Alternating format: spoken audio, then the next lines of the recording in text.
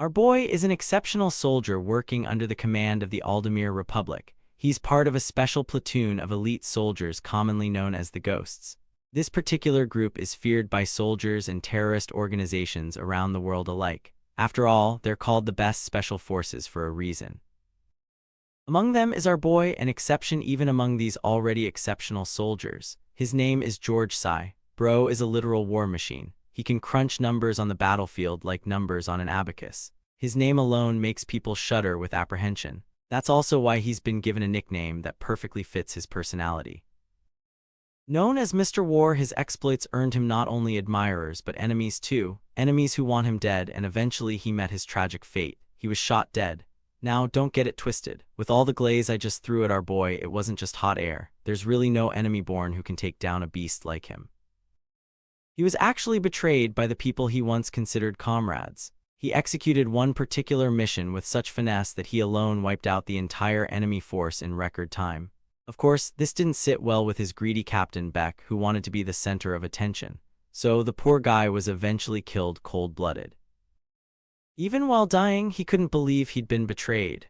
The image of a particular woman, Sophia, flashed through his mind before his mind went blank. As soon as he blacked out, he immediately opened his eyes only to find a rotten corpse ready to make love with him. But he pushed the corpse aside only to find himself lying in a pile of corpses surrounding him. All these corpses were inside a dumpster truck that wasted no time dumping everything over the cliff. While the bodies rained down into the river, George managed to grab the ledge of the cliff and save his life. He quickly climbed up after literally teetering on the edge of death. The sheer number of corpses he just saw dumped was staggering. The guys who dumped these decayed bodies seemed chill about it, like dumping dozens of rotting corpses was just part of their everyday routine. They were glad they were feeding the fish in Tokyo Bay with some extra food. Speaking of Tokyo, it seems like our boy woke up in Japan, a place that was once his homeland in a past life. For some context, George was shot dead on July 6, 2025, and has now been reincarnated in a place known as the Island of Despair. Of course, George has no idea what the hell is going on. The last thing he remembers was carrying out a mission in the Middle East. But now he's been transported to Tokyo Bay in Japan. Things don't add up. And what's with all these corpses that just got dumped right in front of his eyes? A while later, he can be seen sprinting through a dense forest in his hobo getup. Though just this quick dash has him panting heavily like he ran a marathon. Seems like his current body doesn't have the durability and endurance it once did. As if on cue, his belly begins to rumble, craving some grub to supply his brain and muscles the well-deserved glucose it needs. Later, he manages to find bamboo that has enough water to keep him hydrated for the time being. Sitting atop a tall tree, the bird's-eye view helps him locate a small settlement of a few hundred houses. Calling it a slum instead of a town would be way more appropriate. George walks around the dirty streets to assess his situation. From what he gathered, this place is located around Tokyo Bay, but if he thinks about it, a disgusting slum like this isn't typical for Japan.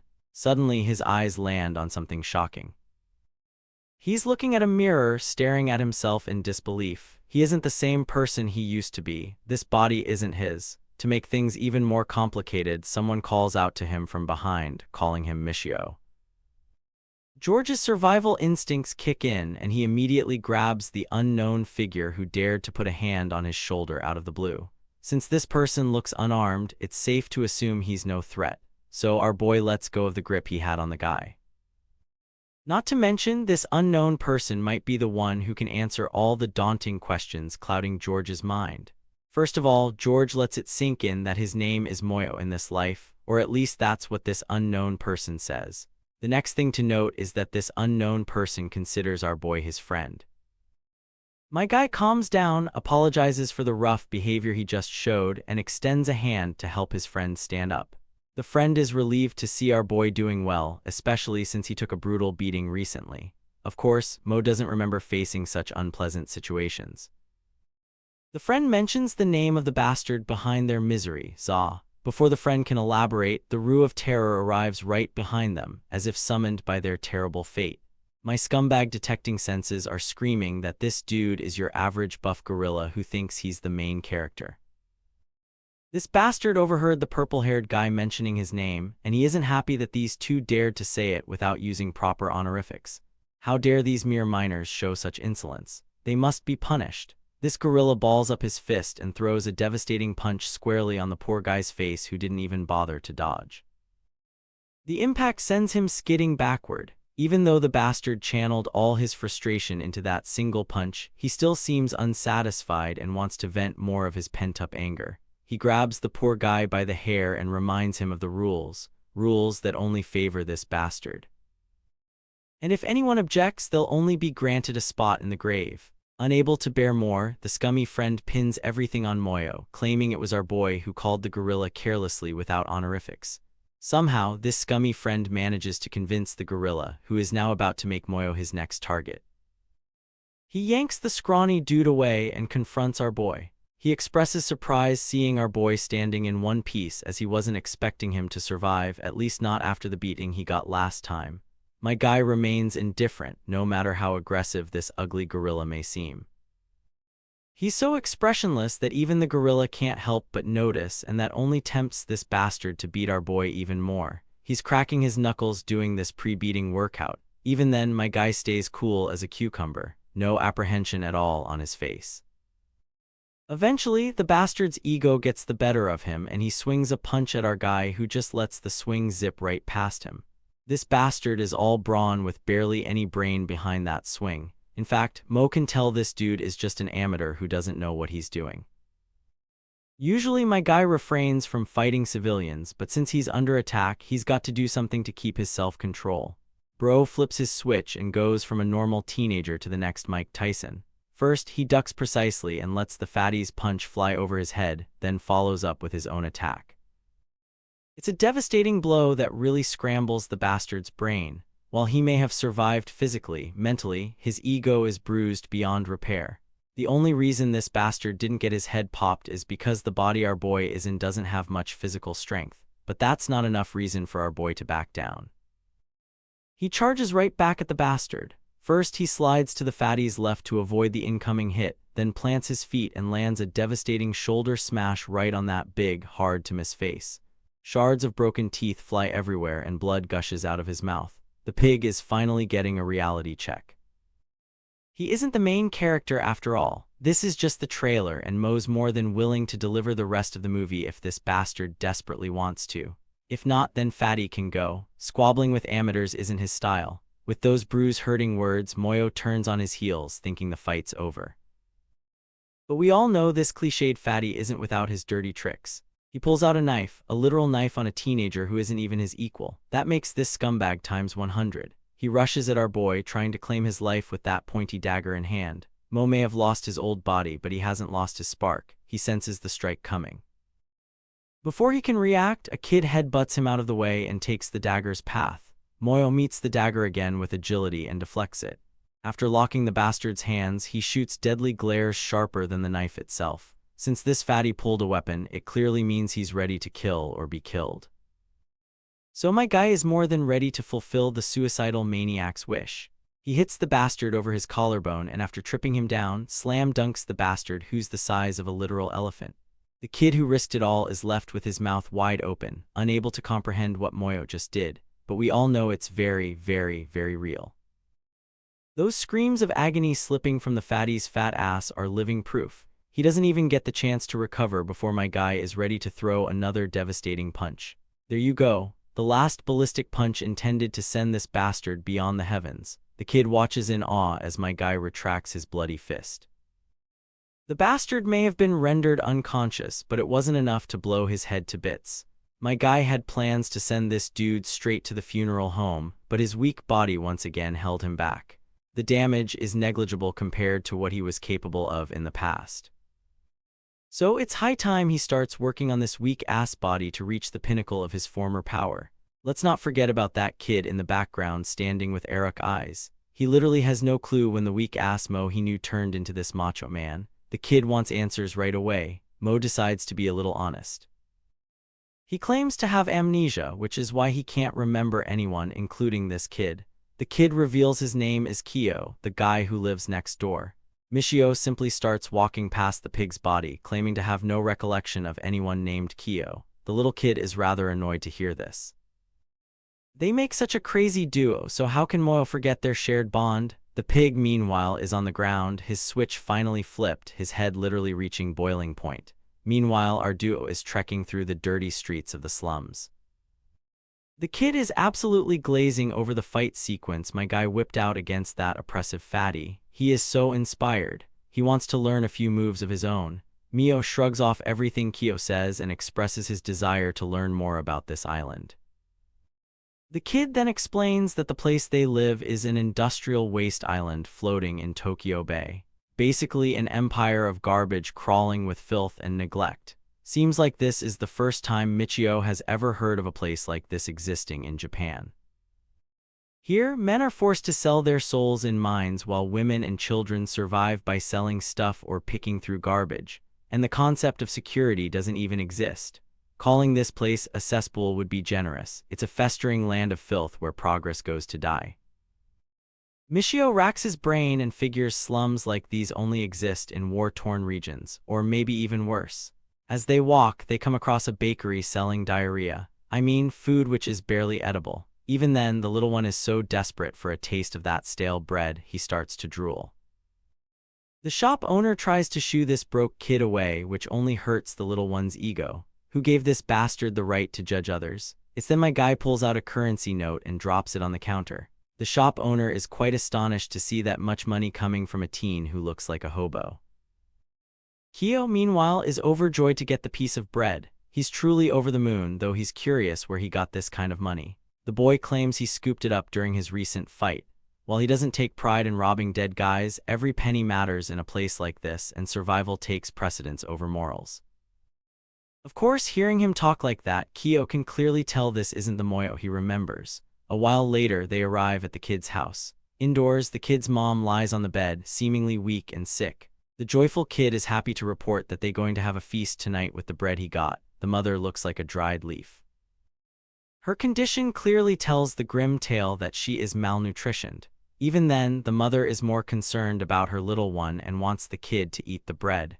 The doting boy assures his doting mother that he's already well fed, so this is all for her to eat. When the mother insists, the little one reassures her again and tells her to go ahead and eat it. A smile spreads across our boy's face, seeing such a heartfelt moment. But soon, trouble follows. Mo is trying his best to open the front door, but it seems stuck. The fire has started spreading through the house, and if they don't escape, they'll be the perfect meal for Mother Nature. Their crib has been set ablaze by miners working under the command of that same pig who seems to want even more beating. As if one round wasn't enough, he thinks the world revolves around him and won't sit idle until he gets his revenge.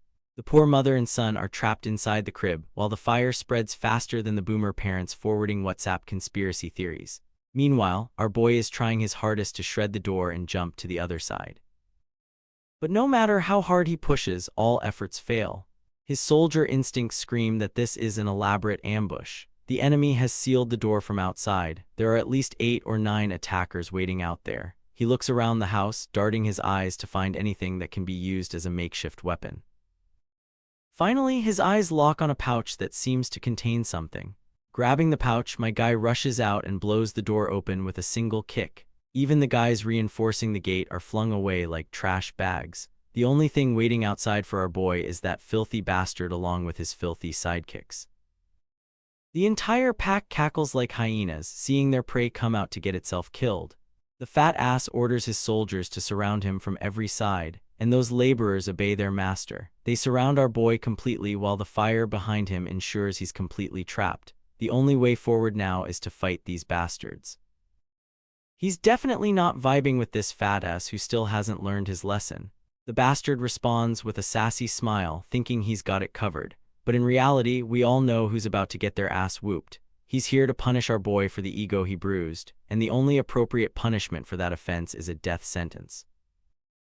Very well then, my guy is once again ready to evaporate the last bit of dignity this pig has and teach him how dead wrong he really is. The mother and son duo are in the background struggling to breathe as the harsh smoke penetrates their lungs. The kid calls out to his friend Mo, who responds and gestures for them to run as soon as they get the chance. The battle starts with one of the punching bags running straight toward his doom. The bastard thinks having a weapon in hand automatically means a win against an unarmed opponent. But little does he know, he didn't see this sack of rocks hitting his head hard enough to take him down for good. The spectators, along with that fatty, are left with their jaws hanging. It's actually the same pouch Mo swiped before leaving the crib. Using the pouch, he whipped up a makeshift weapon made from cloth and small stones. It's one of the techniques my guy calls blackjack. This baby packs a punch if used right. When spun to build momentum, it can easily shatter a skull on impact. It might seem like a cute, easy-to-make weapon, but it's just as deadly. The other goons haven't figured out the kind of trouble they're in and recklessly charge at their opponent.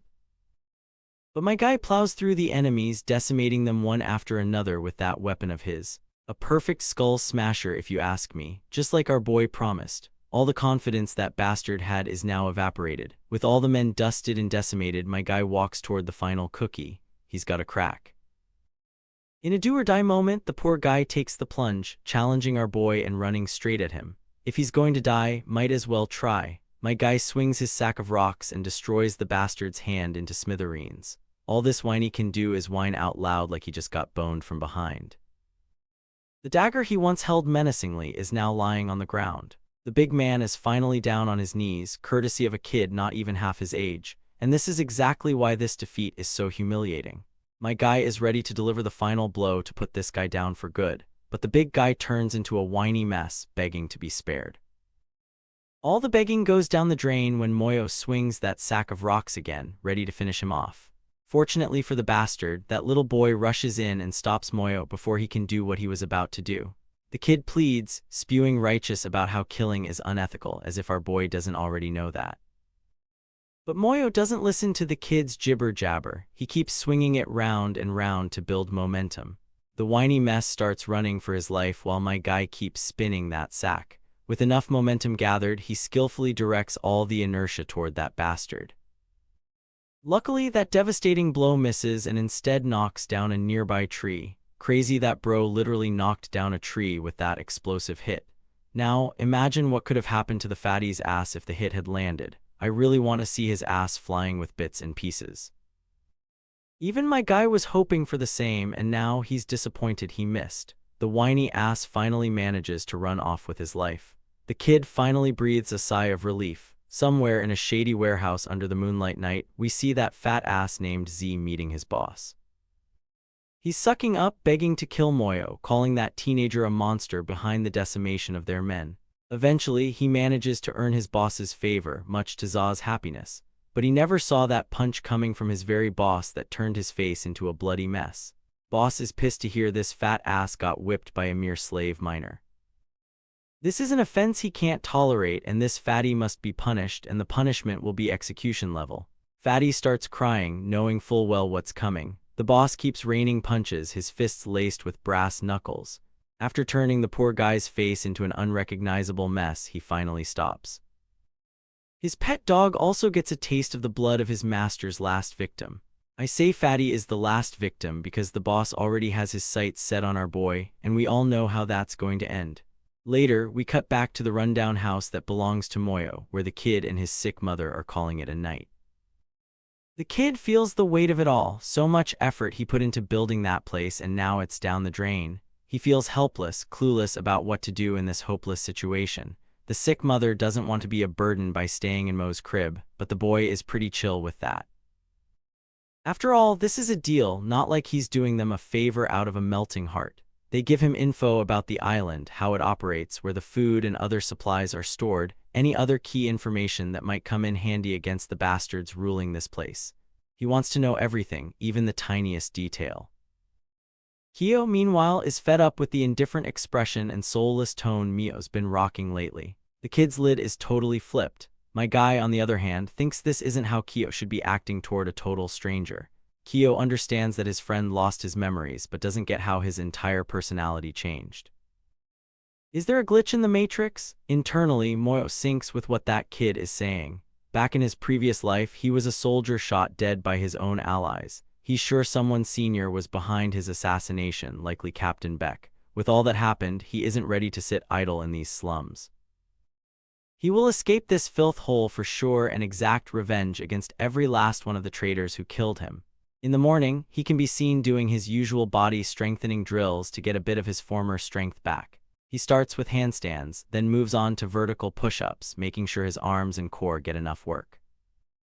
He must bring his former body back if he really wants to survive here. As he goes through his morning routine, someone comes sprinting toward him. Turns out it's the same guy from before, the one who literally threw our guy under the bus. Now, this boy is here to remind Mayo about their shift in the mines. If they're late, only penalties await.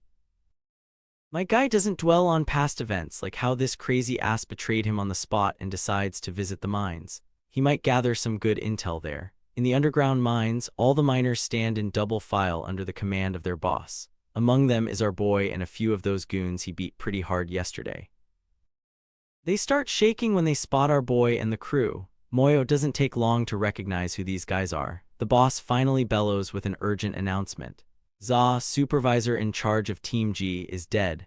This news hits like a wrecking train, shocking everyone, especially Za's former lackey.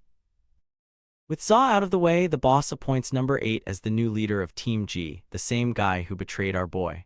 Of course, this has a hard time digesting that he's now taking the seat of the guy he feared most.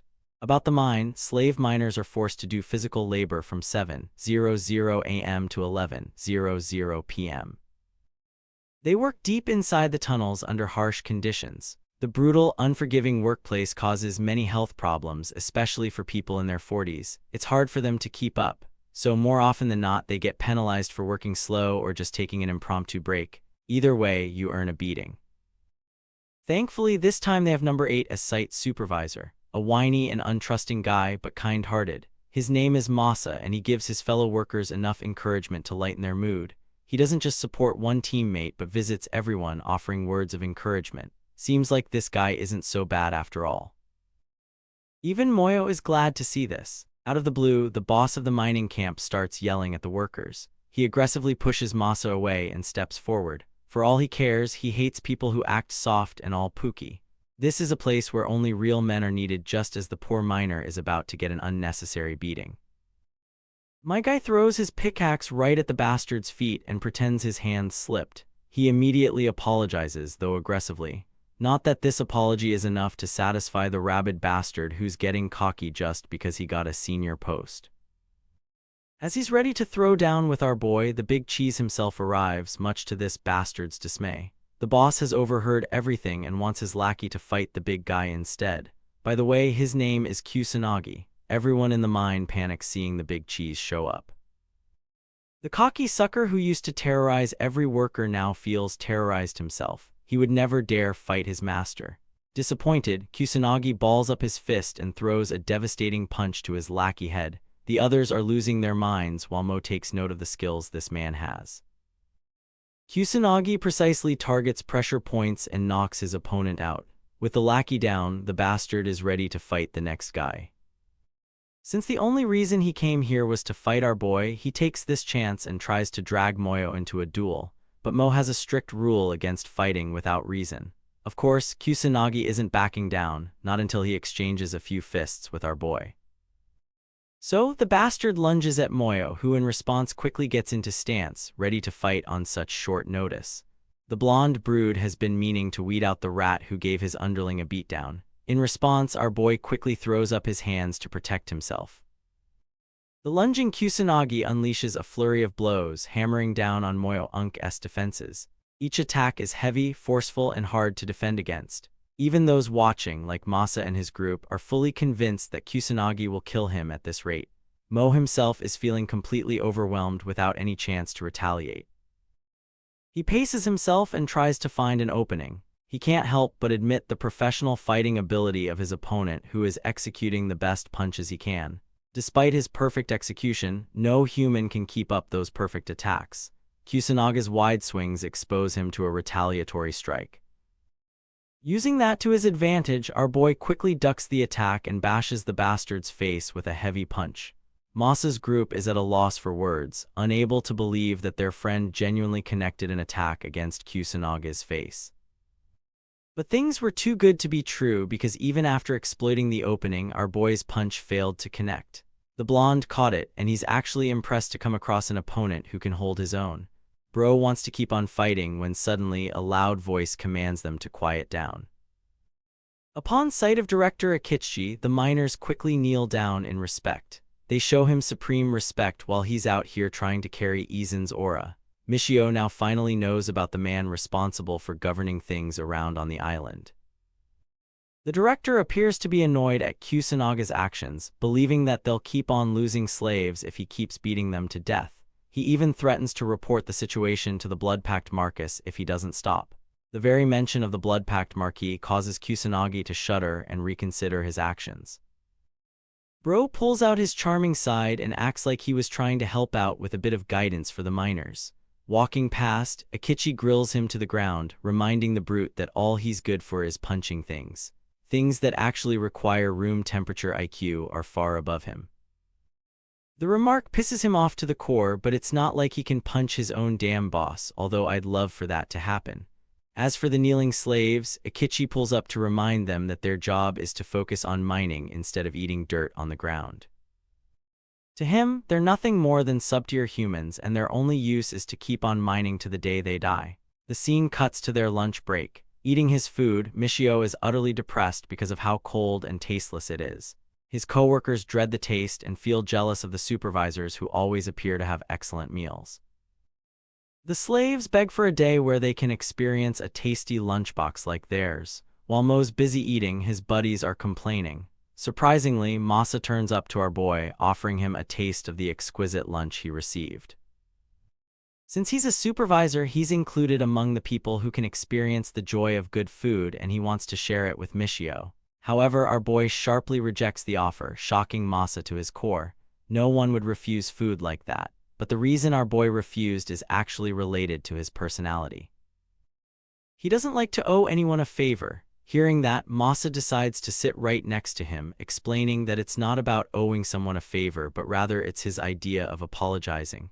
Remember when Za was beating him up, he pinned the blame on Moyo and accused him of the act. That's why this is his way of redeeming himself, and he can't go on thinking that he betrayed someone. Realizing that Masa is actually a good guy, our boy smiles and decides to play along. He takes one piece of chicken and puts it in his mouth, believing that it should make up for one lie, but that's as far as he's willing to go with Masa's lunch. And while Masa is busy admiring Mio-unk's actions, his houndish friends pounce on him from the back, begging to have the meal after our boy's refusal. Deciding to give up, Masa shares one piece with both of them, showing his consideration for his men. Their break is short as a superior comes along and roars at them for enjoying themselves too much. He orders them to quickly return to their posts and carry on working. Experiencing a proper workday, Mo realizes that these slaves are practically worthless in the eyes of their superiors. They do an incredible amount of work without proper food or breaks. The effects of having such a rigorous schedule takes a toll as one of the men topples down, having reached his limit. A concerned Masa quickly comes over to check on his condition, hoping to help the man, but that's when one of his superiors comes along, ordering him to move aside. Then he kicks the man's body, flipping him over to check his pulse. Unfortunately, the outcome is cold and merciless. The man is dead, and without even offering him a prayer, the superior roars at Group G to quickly dump their fallen comrade. This is the life that these guys are living. Masa's body quivers as he weeps genuine tears for a fallen human. He doesn't want Mo to burn himself to death like this guy. But what good will his advice do? The managers didn't care and still forced the miners to experience intense physical labor. That's right. Not even the death of their own teammate can allow them a window to catch their breaths. Neo comes to grips with reality. This is the one place on Earth where human life is worth less than garbage. At long last, the excruciating day comes to an end with the manager ringing the bell. Masa can barely hold his own body together and celebrates the sight of completion. Moyo, on the other hand, appears unbothered, like he didn't even go to work yet. Bro is literally built differently. He tells his friend that he's used to experiencing this kind of physical strain, so it doesn't bother him, but Masa can't believe it. He's starting to question if Miss Hai is even human at this point. The manager roars at them to stop their pointless conversation. By the way, at the end of every day, the workers are forced to strip, and in their naked and exhausted state, they're told to walk upstairs without stopping. The manager pushes them beyond their comfort and ensures that there isn't any kind of theft by inspecting their bodies. By the way, this also means checking their bums, because apparently a thief is willing to go that far. With the inspection finished, they're brought to the surface. Here, the group G9 is stationed to get paid. For one day's work, they're paid a measly 1,000 yen, 16 excruciating hours for just this. But to the slaves, this pay is like experiencing $1 million in their bank account. One guy is acting so sus with it, I'm worried he'll marry the bill. Michio is disgusted and shocked at the state of these slaves who are taking great joy in such distasteful conditions. Suddenly, the slaves experience true happiness while Mo fails to understand their reactions. They're bouncing around like idiots at the sight of the smiley sale venue. The seller is a beautiful young woman who is here to sell them a flat 20% discount to appreciate their hard work. Of course, our boy didn't even know that a mining appreciation day even existed, but he's rather stunned to see all of his coworkers running around like animals just to get their sale. The same guy from earlier orders a beer and a bag of chips, cutting his wage by 1/3. But not just that, he also succumbs to his greed and takes a squid snack. Just like him, the rest of the slaves start going crazy, causing the lady to tell them to quiet down. The slaves quickly get drunk on beer, experiencing a rare joy that they'd never be able to feel otherwise. While some others try to refrain from spending all of their money, there are also people who spend the entire amount in one day. Witnessing the sight of these people delighting in short pleasures, wasting all of their money, has Mo questioning their behavior again. Even though they were being treated like dog a moment ago, these same slaves suddenly feel at the top of the world right now. Masa comes along and regrets being envious of others. While our boy learns that he actually doesn't spend a thing, even though he also wants to experience happiness like his coworkers, Masa is fixated on a proper goal. He's going to purchase the Paraiso Pass, and that requires some serious saving. Intrigued, Mo quickly asks him about information on the pass. Masa realizes that his friend over here quickly forgot about what they were promised on the day they arrived on the island. Back then, they were dubbed as slaves who would be forced to work obscene amounts of hours and be treated worse than animals. At the same time, they were given one last shred of hope. If any of the slaves managed to save up 1 million yen, they would be given the chance to purchase the Paraiso Pass, allowing them permanent freedom from the island. At the time, everyone promised to save up their money to escape the island. Yeah, the same dude with the glasses who was lusting over his bill was roaring the highest back then. And now he's an idiot drowning in his pleasures, having wasted all of his money. Masa is the only person among them who stood resolute on his goals. He made a declaration back then that no matter how much he gets tossed around, he'll never spend a single yen. Wow, this guy must be listening to David Goggins a lot. Anyway, the pieces start to connect in Mo's mind. You see, despite being on the worst place on the planet, the reason there isn't any uprising from the slaves is because they're given two impossible dreams. The first is the dream of hope, which is the Paraiso Pass, something they'll probably never achieve. The second is the dream of indulging in pleasure, something that will always keep them busy. The admins of this island fully understand the psychological concept of drowning someone in pleasure. It's a process so well designed that it makes our boy disgusted to the core. So he picks out the note from his pocket and approaches Masa, asking how much more money he needs for the pass. Of course, it's such a sensitive question that Masa is worried that he'll get in trouble if he reveals it. However, Michio's serious about his intentions and assures the guy that he doesn't want to leak information. In fact, he surrenders his own wage to Masa's cause, believing that a guy like him could at least escape. In the next scene, we discover that Masa's incredible savings are only 60,000 short of his goals. Now adding the fact that his savings will be doubled from now on, Mio assesses that Masa will be able to purchase the Paraiso Pass in 30 days. Even though he appreciates the gesture, Mo's friend has no idea why someone is willing to go that far for him. Our boy assures him not to worry as he's doing it for his own sake, too. But even more important than that, he checks out the situation of the ocean and asks if there are any docks for boats around. Masa flails his arm and invites Mo to take a good look on his own. There's genuinely nothing that can help them as the island is surrounded by cliffs. At the same time, Mo's intrigued by exploration and tries to get down to take a closer look. His friend quickly hovers over to warn him that attempting to get off the island is a serious offense. Hilariously, our boy refuses to believe that there are still laws governing a hellish island such as this. As he's climbing down, Mo hears a sudden sound. He looks around until he finally catches sight of the worst thing imaginable. It's an armed drone, and not just any drone. This thing is military grade of the highest caliber. Quickly, Mo tries climbing back up while his friend fails to comprehend why a drone popped out of nowhere. The moment Mo climbs back up, he roars at Masa to start running. The idiot has doubts, but then a bullet grazes his face, making him realize that our boy really isn't messing around. Both of them start running like their life depends on it.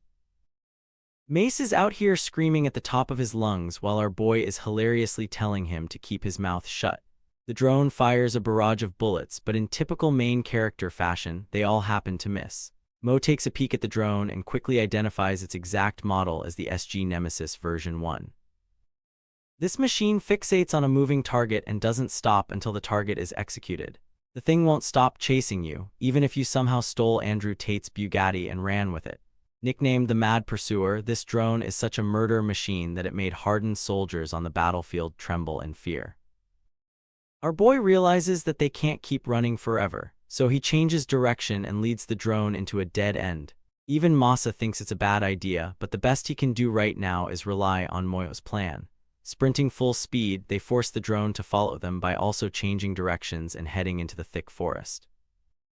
With its godlike tracking capabilities, it catches up to them in no time, while Moyo's out here struggling to help Masa keep up with him. Unfortunately, not everyone's got his superhuman stamina, especially not if they've just gotten off their 16-hour workday. The situation is tenser than ever. They're starting to fatigue, and at this rate, one of the bullets will shoot them down. But then, an idea clicks in his mind. Moyo sees an innocent little mouse on top of a branch and figures that this is their ticket to cheat death. Without wasting time, Bro equips the mouse into his inventory and starts bolting ahead. He instructs Masa to stop moving the moment his countdown is finished. Exhausted as he is, Masa thinks it's a terrible idea to stop in front of a machine that's going to leave more holes in their body than they can count. Ignoring Masa, our boy initiates his countdown as he races on ahead. The drone continues to rain down a barrage of bullets against them until finally our boy signals the end of his countdown. Entrusting everything in this one opportunity, Moyo grips the mouse in his hand, apologizing for what he's about to do. Then he throws the poor little guy against the drone, causing it to reassess its target's location. The drone quickly adjusts and spots the escaping mouse. Locking down on its target, it sends a swarm of bullets that inevitably result in the creature's death. FS in the chat for our fallen soldier. But thanks to that window of opportunity, Mo and Masa successfully escaped an encounter with death. The drone is still here, by the way. It's just that they've got to wait out its detection phase. The drone tries its best to look around, to trace its target, even going right up in Masa's face to detect the slightest of his movements. Mo, on the other hand, is mewing so hard that his body refuses to move even a single muscle. The only problem is the sweat dripping down his face. Luckily, its noise is so insignificant that the drone fails to pick up on it. In fact, it changes its direction and deems the execution as complete. And that's how Masa and Mo survived the Mad Pursuer's wrath. It was a close call, and our boy knows it too. He helps out his friend and explains that the murder machine they were up against just now is a drone developed by the Adlamir military. Its singular purpose is to kill without mercy, and the killing is so ruthless that it fails to differ allies from enemies. The model was considered defective and brutal, so much so that it never saw its use in war again. Masa is seriously shocked at the idea of using such a drone on the battlefield. It seems horrifying. As for our boy, he's lost in thought, not knowing why a ruthless killing machine is being used on this island. Especially when the drone was deemed so dangerous that it was banned from selling to other countries. This island holds more mysteries than he thought, raising the question if the Alder military is somehow connected to it. After a near-death encounter with the drones, Mo finally returns home. Right away, the little kid is excited to see him alive. He seems concerned that it took Mo a while to come back, but the kid's mother reminds him that he should focus on welcoming their friend properly. An intrigued Mio walks up to see what's cooking and discovers that it's a specialty stew that Kyo is working on. Well, from the looks of it, you can hardly call it a specialty dish. But to Mio's shock, the kid describes this meal as a fancy treat because of the leftovers they received. Yes, leftovers, and yes, fancy. It only paints the picture of how miserable the life of these slaves truly is. Without further ado, it's time to dig in and test the skill of Gordon Ramsay. Moyo takes a spoonful in his mouth, thinking it will be a savory, delicious meal, but you can hardly call it that when looking at his face. Bro is questioning his life's decision, describing the taste as intensely sour and questioning if this is even safe for consumption. Even when it came to his depressing military rations in the past, they were a lot better than the dog food he's having right now. Here's the thing, though. Even for such a depressing and disgusting meal, Kyo appears to be having the time of his life. Yeah, Mo can't even comprehend such a reaction. It's like the kid hasn't tasted anything better in his entire existence. While Mio's wondering about the kid's fascination for such food, he learns that the leftovers on this shitty island are actually really difficult to come by. In the end, Kyo had to eat even worse food while growing up, so this stuff feels like heaven to him. As the boy is devouring earthworms like they're savory noodles, his mother shows a concerned look on her face. She can't even face her child, and Mo picks on that. With the greatest wonder and excitement in the world, the little boy celebrates at the sight of a tiny piece of meat among the leftovers. To the slaves and the people living on this island, finding a piece of meat is like winning the lottery. The kid scoops it up with delight, and with their meal finally concluded, he turns to our boy with an open palm. Confused, Mo has no idea what he's supposed to be handing over. With an annoyed expression, the boy shouts that he deserves the food money for making a nice meal for them. Unfortunately, the only wage that Moyo earned was quickly handed over to the other guy, so he's got nothing to give. Poor Kyo is devastated hearing that our boy surrendered his money to a completely random dude. Things get even worse when Kyo learns that he's going to keep on forking over his daily wage to Masa from now on. The kid is so shocked that he ends up dropping over his precious bowl of stew, pinning the blame on our boy, who is probably praying to God that he doesn't get a heart attack after eating this pile of anyway. Kyo's really sad that his precious stew got wasted. While Mo wraps up his meal and explains that he's got a plan.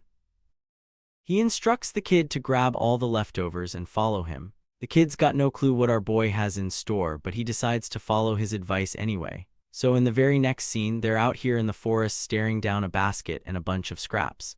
Kyo's got no clue what this guy's about to do in the dead of the night. Surprisingly, Michio uses the bowl of stew and flips it over on the ground. It appears like a waste of precious food in Kyo's eyes, but that's not the point. You see, our boy's smart. He intends to use the stinking leftovers as a means to prepare a trap. You remember that basket? It's supposed to be an anchor to catch any animal that tries to eat the food. With the trap prepared, our boy's confident that they should at least be able to catch small animals with it. Of course, the very mention of rats is enough to disgust anyone, even someone like Kyo who lives on a gutter island. Here's the thing, though. Mo explains that sewer rats are known for carrying diseases, but those found in the wild are a whole different story. They're an excellent source of protein to be used in the time of need. Also, he's totally fine with catching something else if Kyo's uninterested in eating rats. Moyo invites the kid on a longer walk. Some time passes and the kid's curiosity begins to bother him. He wonders if they're planning to set up more traps to catch prey. It doesn't make sense to set any traps in thicker parts of the forest in Kyo-unk's eyes. However, the hardened soldier understands the importance of such overgrown thicket. You see, animals generally feel much safer in places where they can find easy cover. Speaking of which, Kyo-unk's eyes are bewildered in shock when he spots Michio's trap. It has actually caught hold of a bird thanks to a simple bait trap. With this little guy in sight, Mio thinks they've got enough to give them a nice dinner for the night. Kyo-unk's eyes radiate in joy as he agrees with Mo's suggestion. Let's switch perspectives and check out what's up with the admin building of the mining site. Assessing their output, the Achai learns that they turned out nearly 650 tons when it came to mining. However, 9 slaves died in the process because of exhaustion. With so many deaths piling up in the span of 1 week, it's a surprise to no one that their malnutrition and weakened states are catching up. Wesima, the deputy director of the project, speaks for the lives of the people. The kind-hearted man understands that they should help them out more with proper food and rest times. But of course, being the disgusting piece of that Akichi is, he tosses the papers up in the air in an effort to look cool. The word human life disgusts him, as the people living on this island could barely be even called that. Even though Wishima tries to protest, Akichi dismisses him and doesn't give a flying if more people are dying. All he cares about are the results, which are consistently going higher every week. This greedy bastard wants to increase his rank among his peers and climb to the top. He's disgusted by the mere thought of staying on a shitty island like this. He also doesn't care if they end up extinguishing the life of every slave at their disposal, so long as he can make good use out of him. His sinister and cold words leave Wishama shuddering in shock. Unfortunately, since he's inferior in rank to Akechi, all he can do is agree to the leader's thoughts. Discussing the next item, it appears that the total wages for the week ended up around 2.8 million yen. Total goods ranged about 2.5 million, and their current recovery rate appears to be close to 90%. To make it simple for those watching, these clowns made almost all of their money back spent on salaries. Remember the drunken fools who enjoyed a feast of pleasure and spent all their money? Yeah, that's actually a trap set to extinguish all their salaries and reinvest it back. Akechi thinks that these low lives are comparable to animals who are caught in a simple trap without any thought. The director inquires for any unusual reports and learns that a slave appears to be saving money for the promised Paraiso Pass. Of course, the very mention of such a fool makes the entire department laugh like clowns because they think it's impossible to save up 1 million yen with such a strategy. At the same time, Akechi is intrigued by the mention of this slave and wants to investigate him. The following day, Masa shows up at Mio's door asking for him to come out, but it appears that our boy is already outside and calls him from behind the shelter. Masa curiously takes a look, but he can't believe his eyes. Mio's out here training to fight Goku. This man is looking ripped as hell, even on an island where they barely give you any food to survive. Without halting his training, he asks what Masa wants from him. Completely stunned by what he's doing, Masa explains that he actually came here so they can go to work together, but he's at a loss for words right now. Mo stops his training and explains that he's trying to strengthen his weak body. After all, if he's going to have to accomplish his goals, he certainly needs to have the strength to catch up to his previous level so he can kill the bastards who betrayed him. Of course, Masa doesn't know a thing about Mo's past life and simply thinks of our boy as a weirdo for training just before a hellish workday. Hearing their chatter gets Kyo to come out as well. He's just woken up and glances at the man in front of him. Masa quickly introduces himself as Mio's co-worker at the mining site. Unfortunately, the name Masa gets the little kid all riled up because Moyo's been handing all of his money to him. Kyo demands his wages to be returned at once, stating that they were going to use that money to buy food. The poor kid expresses their misery as they never have enough money to make their bellies full. Kyo-unk's expression leaves Masa's memories to flush in his head, remembering a time where his little sister Yui felt hungry. Masa would cook for her and care for her, and the little girl was fond of her older brother's dishes. The memory of him making bread rusks for Yui, the joy he felt while making them. Masa wants to experience all of that again, so he takes a knee to Kyo and apologizes for taking Mio's money. Notice how he isn't scolding a child or trying to explain in terms only adults would understand. This is called emotional intelligence. To color a new experience for Kyo, he tells the boy that he'll bring a gift next time so they can forget this moment. Though a bit frustrated, Kyo's okay with accepting the gift as long as it's worth some good money. While they're having a laugh, our boy puts on his shirt to welcome the hellish workday ahead. In the next scene, they're in the mines. The slaves are working inhumanly hard, leaving some of them to the brink of exhaustion. In fact, Masa notices Haida's perilous state and signals his other friend Ishuka to cover for his position. Ishuka quickly hops over to Haida's heavy sack. He insists on holding up his side of work while he can get some rest. Masa's impressive leadership quality is actually noticed by the director himself. The workers drop to a face of shock, unable to believe that Akechi himself has come to meet them. The director is genuinely impressed by Masa's concern for the well-being of his coworkers. The rumors about his competence appear to be true. Meanwhile, Masa is out here questioning how a mere insect like him has become a sudden interest of the director. Achai explains that Masa's ability to generate high-quality output for his team, always managing properly without any violence, has been noticed in the eyes of the admin group. The guy is out here quivering in shock before lowering his body to thank the director for his kind words. Akechi smiles. Something tells me that his evil ass is plotting something. The director tells Masa that he actually came to give the young man a special bonus for showing such competence. Being rewarded for your hard work is uncommon amongst the workers, so Masa is genuinely taken off guard while Akechi believes that a reward might boost his motivation to work. In the background, Wishima appears disgusted for some reason, signaling that something terrible is about to happen.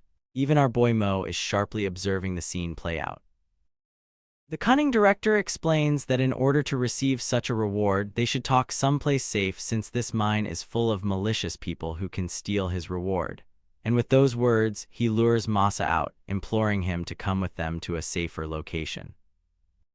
Quickly seeking Mo's guidance, he tells our boy that at this rate, he really might achieve his dream of acquiring the Paraiso Pass. However, our boy's senses are on sharp alert. He wants Masa to stay sharp on his toes because something about the situation seems sketchy. Of course, overtaken by the excitement of the reward, Masa thinks it's going to be fine, that it's a sign of good luck and a blessing for hard work. And so, he quickly bolts off to catch up with Achai's group. Before leaving, Kusanagi addresses Mo by his name as a smile creeps up on his face. He gives our boy a malicious smile, questioning if he's worried that something's going to happen to his friend. Kusanagi ends up telling Mio that they're going to use Masa's place for a gathering. In the next scene, that's exactly what ends up happening. The innocent guy brings Akechi's group back to his place, embarrassed to invite his buddies in a stain of a place. The director counters and argues that a closed room is ideal for their conversation. Yeah, I'm starting to see some major death flags. FS in the chat for Masa. Anyway, he quickly welcomes them inside once again. Apologizing for his uncomfortable and dirty home. With an expression full of joy, he tells his guests to make themselves comfortable while he whips up some tea for the group to enjoy. But that's when it happens. The cruel director's mask finally slips as he reveals his disgust for the filthy place.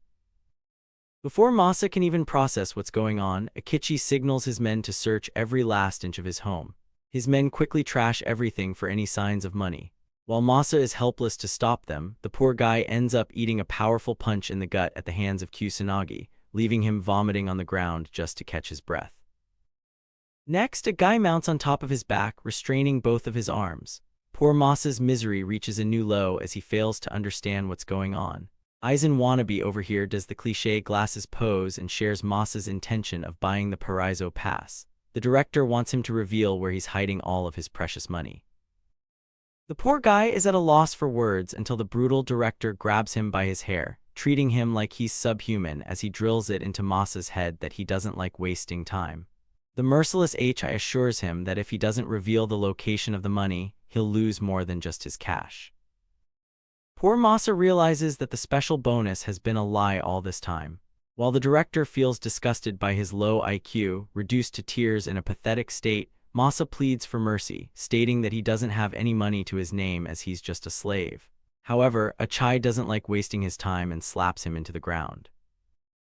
With the slave refusing to comply, the director orders his men to execute the next phase of the operation. A pliers gripped in his hand, the man approaches the defenseless Masa, who is terrified for his life. The man shoves the tool right in his mouth, fixating its grip on his frontal incisor teeth.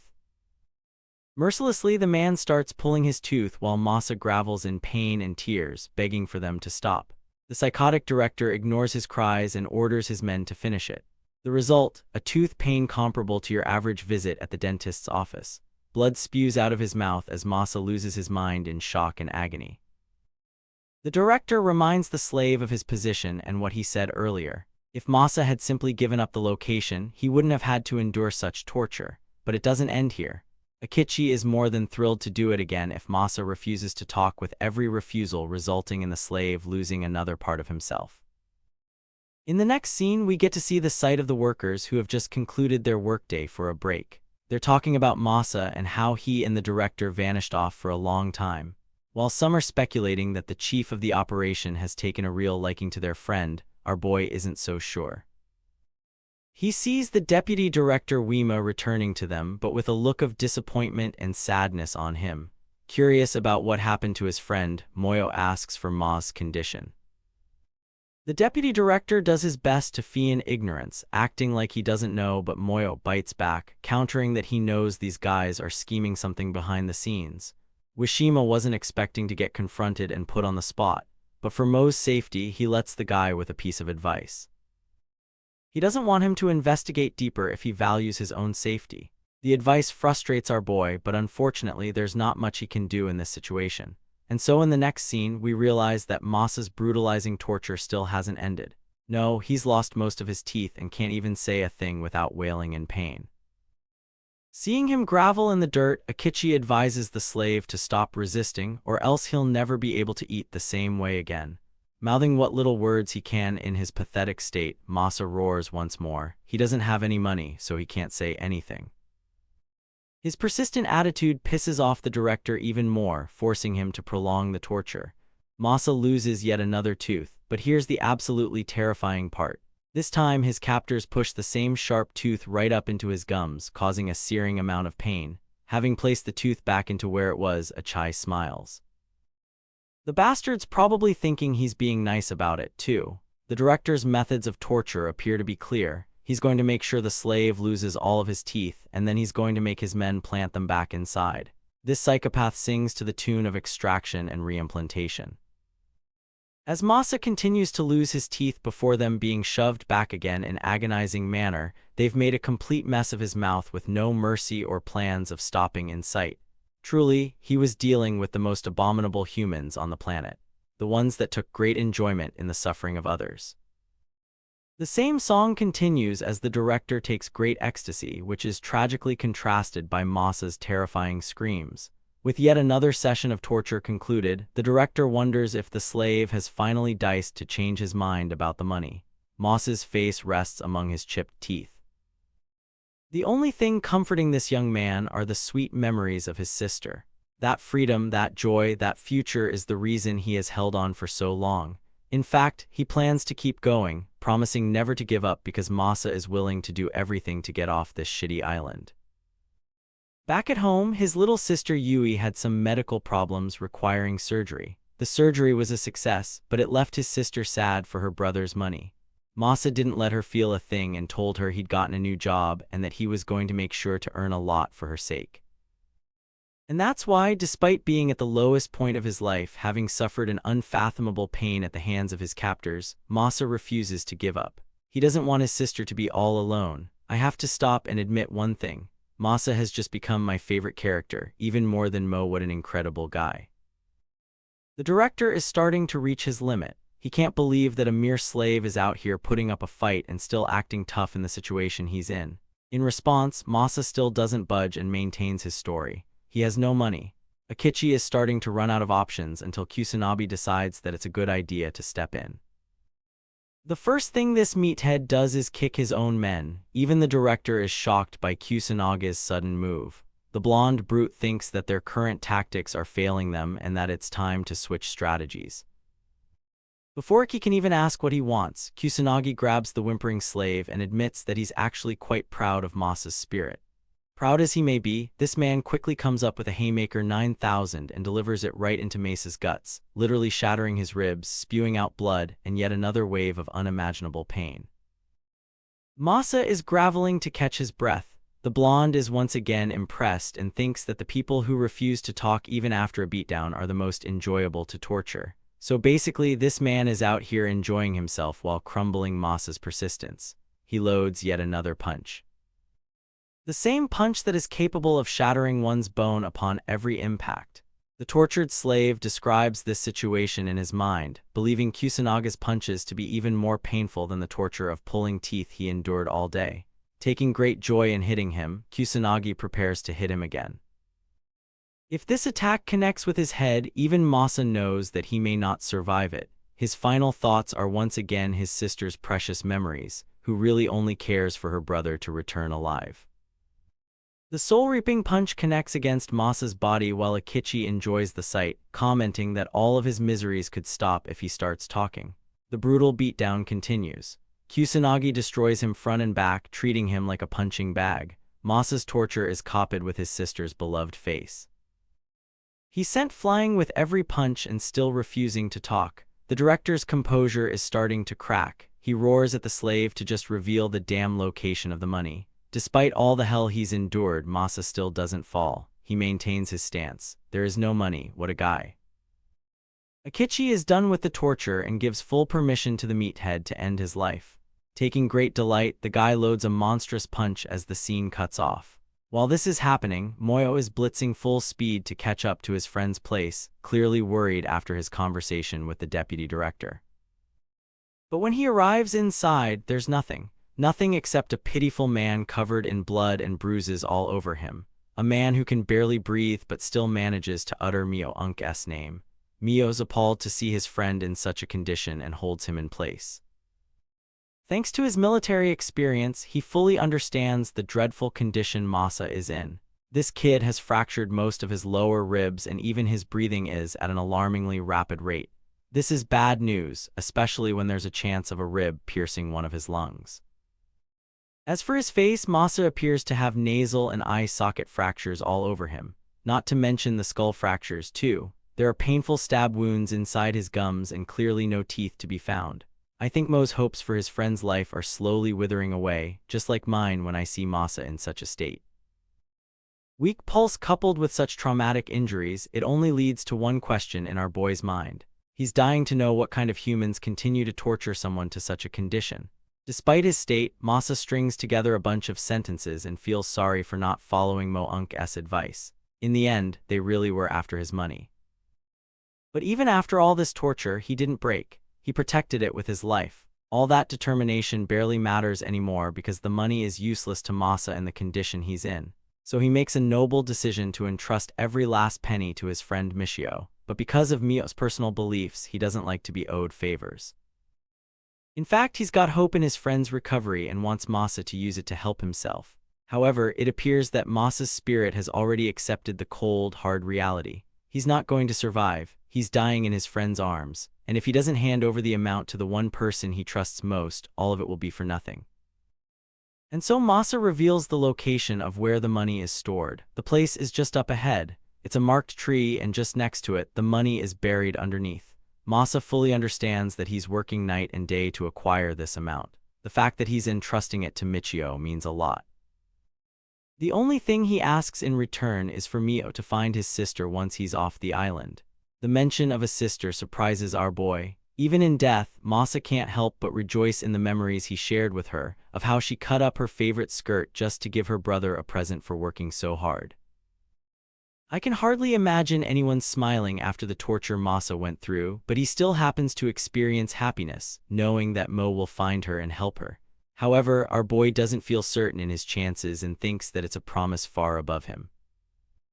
Masa succumbs to dread and screams at him in denial, begging and pleading with him to take care of Yui Hanjo, his one and only dear sister. And when he finally meets up with her, Masa wants Mio to deliver a message that her older brother never forgot about her, even in his final moments. Saying those words, Masa's body goes limp, his spirit breaks, and he goes off to eternal rest. I've only known this side character for a few chapters, and my respect for him is through the roof. Like this video if you feel the same. Michio is burdened with ensuring a proper send-off for his dear friend. He closes his eyes and embraces the moment with courage and silence. In every tear that Masa shed, a memory of his sister remained. A beautiful ending. Outside, Mo takes his friend's body for a proper burial while someone watches the scene from close by. Arriving at the same tree that Masa talked about, Mio quickly starts digging up the spot. After a while, he discovers a box inside. He pulls it out and uncovers it, revealing the hard-earned savings of his friend. Mio turns to Masa's body and assures him that he secured the amount. Remember the cloth that his sister gave him? It's tied around his left arm. Mio quickly undoes the knot and decides to keep this as a final token to remember his friend. He bands it together around his face, using it as a mask, and thanks his friend for helping him. Just when we all thought that would calm down, Akechi and his goons arrive from out of nowhere. They're surprised that Masa endured the torture to his death, losing his life as well as money because now they've located it. In the eyes of the psychotic director, it's a fitting end for a bottom-feeding heap of trash. Moyo simply stares at him without a response, while Akechi quickly tells the unimportant slave to surrender the amount. Our boy gets up and gives this scumbag the meanest side eye I've ever seen. Refusing to give up the amount, the director sees Moyo as nothing more than just another foolish slave. He tells his men to quickly seize the money, believing that it'll be just as easy as last time. Three dudes quickly lunge forth, thinking their numbers serve them the advantage. But what good are numbers if you're going up against the protagonist? looking cool as Mo unleashes a brutal first punch, knocking the wind out of the guy. He doesn't stop there, excellently maneuvering from the first attack. He follows through with a full combo against the second guy, too. The third and final fool tries to surprise him with a sucker punch, but Mo delivers a jawbreaker 9,000 uppercut right up his damn face. The three men are immediately put down as if they were nothing more than children. Finally, our boy breaks his silence, stating that he was entrusted the money by his friend. The war funds will be used for his own objectives, and if anyone dares to steal it from him, he'll make sure to annihilate them. The director thinks his men are useless and decides to bring a gun to a fight with hands. This man thinks the answer to every problem is a Glock. And yes, I know he's not holding a Glock in this scene, but you get the point. Mio is alarmed at the sight of the weapon. As fast as he is, he can't exactly uppercut a bullet. But thanks to the blonde brute's ego, Kusanagi steps in, believing that it's not worth it to use a bullet. It seems like he's giving good advice to the director when really all this man wants is a chance to finish their fight from the first time. Bro wants to square up at every opportunity. Send this dude's address to Goku. Mo doesn't feel intimidated while the director orders Kusanagi to wrap things up quickly. Both fighters get into fighting stance. I'll be Captain Obvious and say that our boy is clearly outclassed when it comes to size and strength here. Kusanagi knows that and lunges forth like a predator, locking in on his target. The fight starts off with Mio blocking and deflecting his blows, sustaining minimal damage. From this small exchange, he has acquired insight into Kusanagi's fight style. He's got the skills of a professional boxer, and he even takes his time to compliment our boy's impressive footwork. At the same time, Kusanagi believes that one can only dodge for so long. But what he doesn't know is that Moyo has ultra instinct to spam infinite dodging, because he does exactly that and connects a powerful punch against the dude's liver. Initially, it seems like the attack did some serious damage. But this story portrays the concept of size and strength perfectly, because the blonde over here feels nothing even after the attack. A liver blow is no joke. And yet Kusanagi is out here acting like it barely even tickled him, proving that Mishio is seriously going to have to up his game in order to defeat him. In response, Kusanagi hammers away a solid punch, and his attack literally sends our boy flying back. It's such a brutal blow that it takes a second for Mo to maintain his stance afterwards. Adding in Akichi's commentary, he thinks that a cat can only dodge so much against a tiger. Despite the talk, Mishio goes back into the ring and offers a barrage of punches to strike Kusanagi down. His impressive punches and speed are enough to astonish the director. But then again, this level of strength isn't going to be enough to take down a monstrous opponent like Kusanagi. Speaking of which, the guy readies yet another powerful punch, alerting our boy to block with both his arms. The strike connects and devastatingly enough launches Mo into the air again. Once more, he's had to regain his stance. But only this time our boy is standing at the edge of the cliff. If he falls from this height, death is guaranteed. Kusanagi rages on, believing that dodging won't do much to help the slave. But Mo uses his insane battle IQ and waits for the punch. Then he lets the punch glide just past him, using that brief window to launch a brutal hook against his opponent's face, obliterating at least 20 brain cells with the attack. The attack connects and genuinely leaves Kusanagi dazed after the impact. His body may be sturdy, but the human head can only endure so much physical trauma. Mo Unk's first successful punch may have started to shift the tide of battle. However, Kusanagi instead takes great joy that he's being pushed around for once. He's viewing this battle as an actual fight. Both of them re-enter their fighting stances and gloriously prepare for another exchange. The blonde notices his opponent's counterstance position, and this time he's ready for it. So when he throws a punch, he actually stops it right before Mio's face. This is actually called a feint, and Kusanagi excellently uses it to his advantage to prepare his real attack, a kick. From the perspective of the director, our boy is sharply observing Kusanagi's movements, thinking of him like your average boxer. But here's the thing. This blonde brute also knows how to throw kicks in between his attacks, complicating his fighting style. In the span of a few seconds, Mishio's intuition kicks in as he quickly changes his stance to block the destructive kick targeting his head. His successful defense stuns Kusanagi for a good minute and leaves him startled for an opening. Our boy tackles him down using this opportunity, seizing the ground. Seeing Kusanagi overwhelmed and overtaken like this has stunned the director's very soul. Even the brute himself is at a loss for words. It's as if Mo read his intention to create a feint and use a kick from the beginning. While he's manhandling a guy twice his size, Michio explains that he could read the subtle difference in his lower body stance, indicating to him that his opponent is used to kicking as well. And with that nugget of explanation, Michio elbows the out of his face, leaving a sizzling pain in Kusanaga's face. This guy's basically done for as Mio prepares yet another elbow to end the fight, but somehow Kusanagi manages to pull the odds back in his favor. He successfully grabs a hold of our boy's neck, leaving him extremely vulnerable in such a position. The blonde meathead thinks that it's a pity because Mo came really close to winning the fight, but he quickly forgot about one thing. This isn't a martial arts fight where they have to follow rules. Saying so, he slams our boy into the ground and starts choking him out. Kusanagi roars that this battle is a proper brawl where anything goes.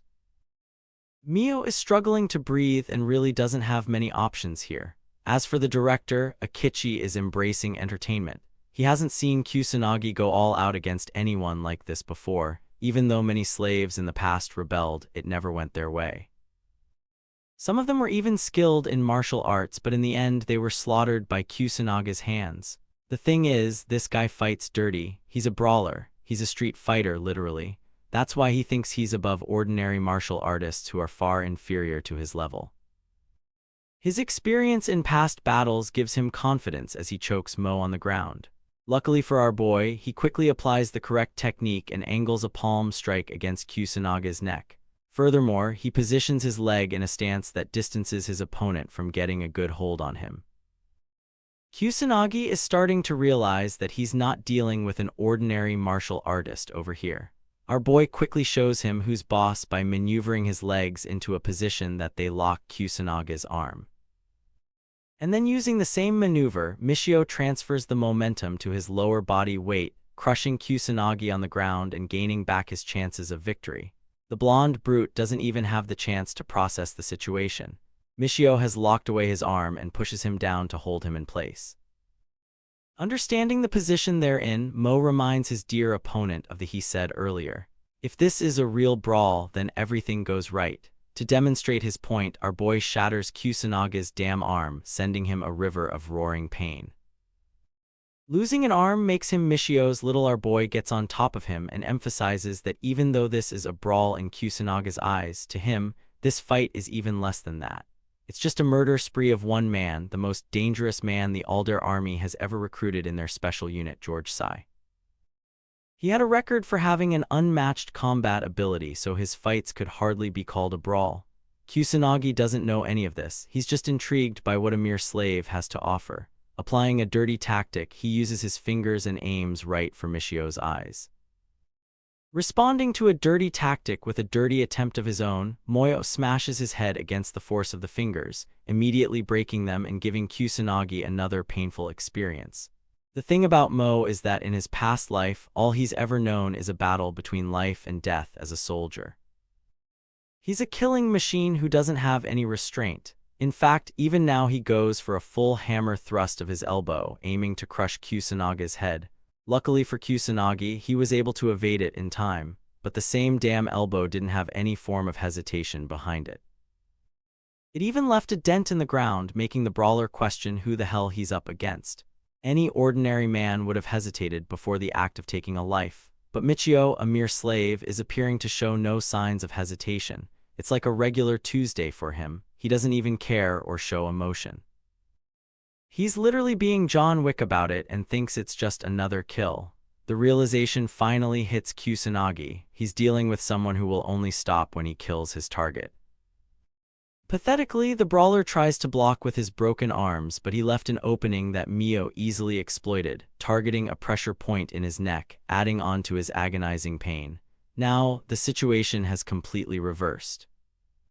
It's Mo holding him down and choking his opponent out, and Kusanagi quickly realizing that he made a grave mistake understanding this guy. In his eyes, there's no doubt about the fact that Mo is a literal killing machine. That's the last thing he thinks about before our boy bashes a brutal punch in his damn face, knocking him out cold. Let's talk about our boy's fighting style for a moment. George Sai, or rather Michio, specializes in an efficient martial arts style called Krav Maga. Most special forces use it among different countries, and it's often considered the world's strongest martial art for close combat encounters. By the way, knocking someone out cold isn't enough for our boy. He grabs a chunky stone from the ground and aims to bash Kusanaga's skull with it. Fixing his sights to smash his head to pieces, Mio shows no hesitation in swinging the stone all the way down. Right as he's about to connect the stone with Kusanaga's head, Kyo-unk's words start flowing back into his mind. The boy who begged a ruthless killing machine against becoming a murderer. Remembering that one moment causes Mio to reconsider his actions, he chucks the stone away into the water. The fight is over with Kusanagi out of commission. Or so you think, because this stubborn meathead gets up a minute later to go again. Bro's lost like half his teeth and he's still out here yapping about enjoying the fight. Dude wants to fight to the death and Mo quickly realizes that round 2 is about to start. But before either one of them could do a thing, our boy hears Akechi loading his gun from behind. Hearing that, he quickly dodges before the shot is fired, causing him to evade the line of sight. Unfortunately for Kusanagi, Bro ended up taking the hit for free. Having dodged the encounter puts our boy in trouble because he's headed right into the sea. While he's got to worry about falling, Kusanagi is out here processing the bullet wound in his chest. By the way, Michio managed to catch the edge of the cliff to survive. While the director is out here frustrated that he missed his one shot to take down the slave. At the same time, he doesn't even feel guilty for shooting Kusanagi by accident. In his eyes, Bro's just a loser who couldn't finish off one slave. The blonde brute curses at him for his sudden betrayal. But this psychotic director thinks it's only natural to put his servants down when they are no longer of any use to him. In one final act of rebellion, Kusanagi charges ahead. Yes, Bro is charging at the guy holding a gun aimed at him. Akechi takes great joy in shooting him numerous times. Now I don't know what kind of plot armor this blonde is wearing, but tell me how he's able to run through multiple gunshot wounds. Even the director is like, what the fudge is happening? In Kusanaga's one final act of rebellion, he charges a powerful Texas smash aimed right for the director's ugly face. Akechi knows that if he eats this attack, he's not going to be able to view himself in the mirror anymore. So he activates his aimbot and goes for a clean headshot on Kusanagi, stopping his fiery rampage and ending the fight. The punch only stopped inches away from Akechi's face, so it still made him his pants. It's just that he couldn't experience the physical beatdown of it. Kusanaga's lifeless corpse topples to the ground while the director is left laughing like a maniac. He celebrates the moment by kicking Kusanaga's corpse around, believing that it's good riddance for a useless mad dog like him. I'm not even kidding. Bro got so much beef against his dead body that he can't stop kicking it around. Akechi roars at his defeated subordinates to get up and file an immediate report. He wants to pin the blame of Kusanaga's death on Michio by accusing him of stealing a gun. Finally, he turns his attention back to the man responsible. Michio is staring him down from the distance, assessing his options. The director applauds him for having come this far with his incredible fighting prowess. But at the same time, the sinister director reminds Michio that a single man can't win a war no matter how much he tries. In the end, weapons and strategy win them all. Surprisingly, Moyo throws his hands up in the air as if to say he surrenders. This gesture comes across as a surprise in the eyes of Akechi, who takes great joy in knowing that even a powerful fighter is afraid of being caught at the end of a gun. Michio doesn't say a word and maintains his position to surrender. The director doesn't want to spare his life after all. He did just waste his time and his precious bullets. Arrogantly, Akechi walks up to the guy, pointing out that the slave made a poor choice running to the edge of a cliff. Mo finally breaks his silence, stating that he actually made the right choice. The director hears a sudden sound, questioning where it's coming from. Do you guys remember the aimbot drones from earlier? Yeah, they've just been activated thanks to Mo's attempt to climb down the cliff. The director realizes exactly what's going to happen. I think we all do. Before any of the director's men could understand the situation, they were immediately shot dead. One guy falls to the ground, leaving Akechi to realize he's about to get his world rocked by the drone. Their despairing faces are a sight to see, especially in front of a machine who doesn't give a damn what you are when it's locked its targets down. Two of the other men start running in the opposite direction, thinking that it'll be enough to save their lives. But the drone catches on to their motion and locks down in pursuit mode. Now, it won't stop until it has achieved its one singular objective, target elimination. Let's take over Michio's thoughts for a moment. He reflects that the mad pursuer is notorious for hunting down anything that moves and eliminates without a second thought. The same happens as both of the guys are shot dead in a satisfying manner. The director, who still has a gun aimed at Mo's head, is practically shivering in sight. Our boy understands that this bastard Akechi has yet to move even a muscle. This is because he knows about drones, more specifically the drone model Mad Pursuer. This puts both of them in a standstill. If either of them tries to flee, the drone will annihilate them. The drone returns to survey the area while the director enters his thoughts. He has no idea how a mere slave was able to lure the drone all the way up here. Ordinary slaves on the island didn't even know about the drone's existence. Even then, Akechi's damned about everything else. All he cares about now is killing the slave in front of him, who has proved to be far more dangerous than he ever thought. Before he pulls the trigger, Moyo starts talking again, pointing out the director's knowledge of the drone. He also blissfully reminds the director that if he ends up pulling the trigger, it's not just Mose who's going to die, but rather the drone will ensure that Akechi is going to end up in a dozen holes himself. The director is alarmed by his words, but he thinks our boy is bluffing. As smart as the detection technology is, he thinks it's not intelligent enough to track down a movement of a trigger. Hearing this, Mo switches his approach and encourages the director to try shooting him, and he'll easily find the answer if it's really a bluff or not. Akechi's at his wit's end while our boy keeps on shit-talking him to his face, calling him a coward who can do nothing more than hurl insults at other people. In fact, he's instilled so much fear in the director that Akechi isn't even moving his mouth without his intent. It pisses him off to the core that a slave is toying with him. Akechi wants to kill the pile of trash in front of him for even daring to say such words. As it appears right now, he considers that if he pulls the trigger, the drone won't be able to trace a few centimeters worth of movement. At the same time, the lingering fear of the drone reacting in that small window hovers over his mind. He doesn't want to take his chances when it comes to his life. Interestingly, Mia was indeed bluffing because he doesn't know for sure if the drone is capable of picking up such faint traces of movement like pulling a trigger. But with this, he's bought himself some time to wait out the moment. The drone will hover for a little while longer, and when it thinks its job is finished, it will return to its starting position. In that small window, our boy intends to lunge at full speed to take down the director, bashing his head and seizing control of the situation. A battle of patience has begun. The drone hovers over both their lives while Akechi is quivering at his chances, not knowing what decision he should make. Unexpectedly, a strong gust of wind blows from the forest and out to where they're both standing. The gust of wind is able to throw the drone off balance, allowing the director to find his one opportunity to pull the trigger.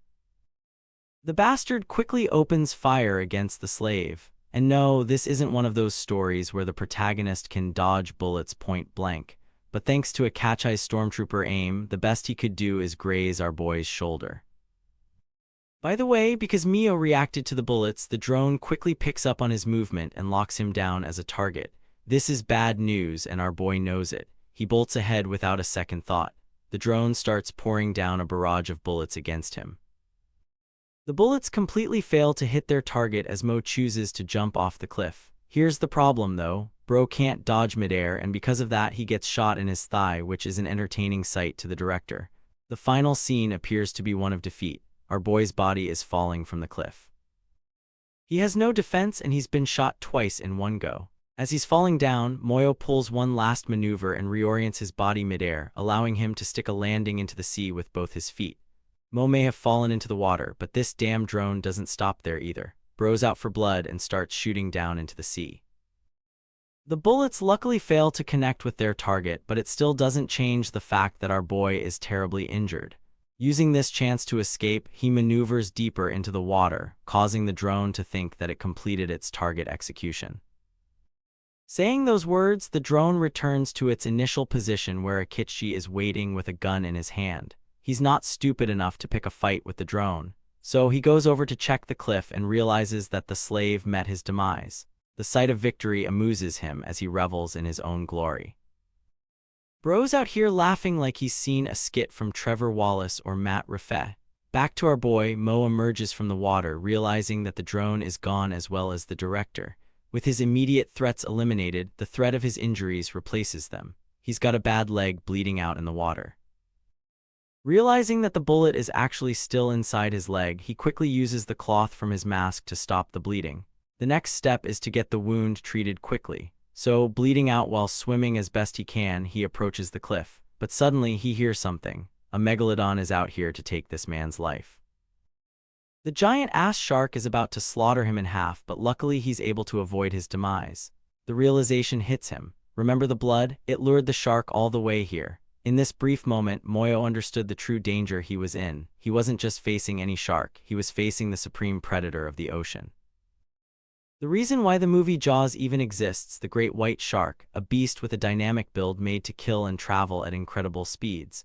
The same shark whose bite force is far beyond a pressure force of 1 ton. And that same creature is out here trying to eat our main character.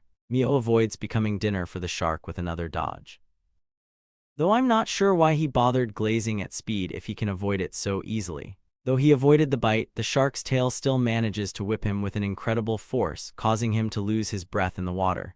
Not just that, the shark quickly adjusts its trajectory for a second chance to strike. Mo goes up to reclaim his breath. And it's here that he sees a faint shadow of the great white quickly growing bigger and bigger. Understanding that he's about to get attacked from below, Moyo seizes the initiative and goes into the water. He extends his arms flat and starts aura farming in a T-pose. This is actually an excellent strategy by our boy. You see, sharks love to ambush their prey, but in this case, our boy is making it loud and clear with his manly T-pose that he's noticed the ugly toothed killing machine of the ocean. I can't even believe I'm saying this, but this man really just stunned the shark for a minute with his move. At the same time, his bleeding leg causes more problems for him, encouraging the shark to strike. Michio's entire strategy is shattered the second the shark catches the scent of his blood. Right now, he's extremely vulnerable, but this man refuses to go down. He's already locking down on the shark's vital points. Realizing that the only chance he's got right here is to attack the creature's vulnerable nose. As the monstrous shark opens its jaw to deliver a crushing bite, the indomitable human spirit is determined to fight on. Targeting the Lorenzini's organ of the great white, Mo manages to connect a forceful punch on the creature's nose. For a moment, he really thinks that his strategy worked, but unfortunately, it blows up in his damn face as the shark tackles his body with a crushing force. Mio is pushed out of the water, realizing that he's utterly outmatched when it comes to the difference between their physique. Bro is fighting a great white shark without any weapons while being injured. It's like he's experiencing life at Elden Ring difficulty. Anyway, Mo reclaims his breath again, worried as hell that the shark might still be hovering around to attack him.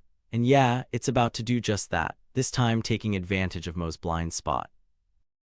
The giant shark opens its jaw to devour him while the injured human barely manages to evade the bite. That's the good news at least, but here's the bad news. His shirt got stuck in its jaw, forcing him to get dragged alongside it. The monstrous shark pulls him all the way down, while Moyo admits that even the peak of human strength is nothing compared to the might of an aquatic apex predator. Even though our boy put up a really good fight, he succumbs to despair as his body is ragdolled into the deeper sea.